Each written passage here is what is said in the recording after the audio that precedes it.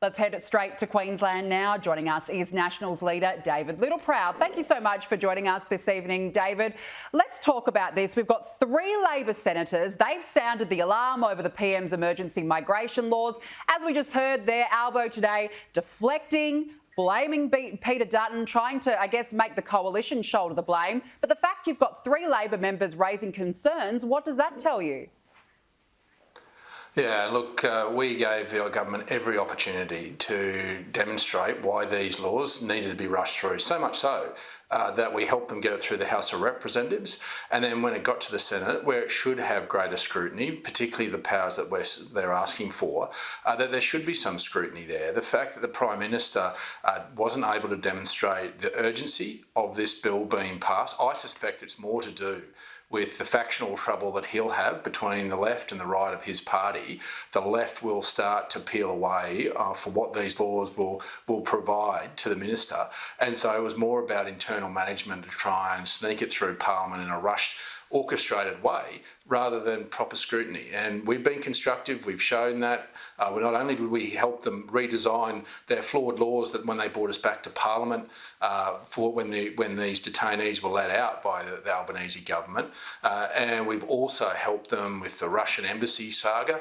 So we have played a constructive role, but you've got to come with responsibility in demonstrating the urgency and the need at a national security level. And if something changes and the Prime Minister can demonstrate that urgency, then I'm sure all of us would be willing to get back to Parliament to make sure that they are passed. But there was no case demonstrated last week. So what is it going to take then for the coalition to actually support these laws? What are you looking for?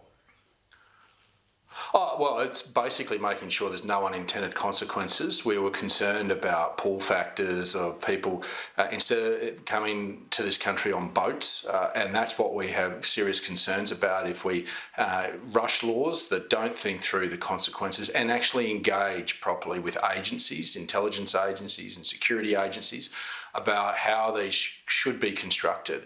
And the architecture of it's important, because if we do restart more boats, then we saw the price of that last time, 50,000 illegal immigrants on boats, but we saw people's lives lost. So we've got a responsibility to make sure we get this right. We've got an opportunity, but if there is something that changes in circumstance that means it's urgent, then of course we're willing to help. We've proven that before, but Anthony Albanese can't do that. This is more an internal management issue of his factional fights than it is about good policy.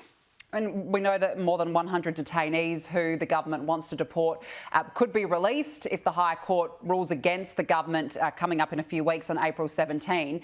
How much big of a did that play, or how much influence did that play in that decision to try and get this rushed through last week within 36 hours?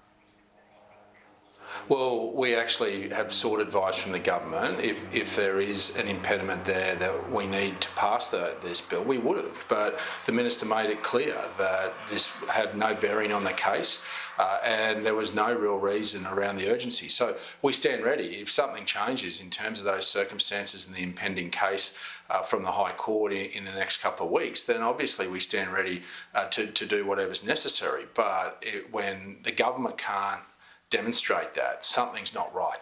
And you've got to make sure, as a responsibility and privilege that we've been given to go to Canberra and make laws, is that we get that opportunity right the first time and we don't rush things that aren't necessarily needed.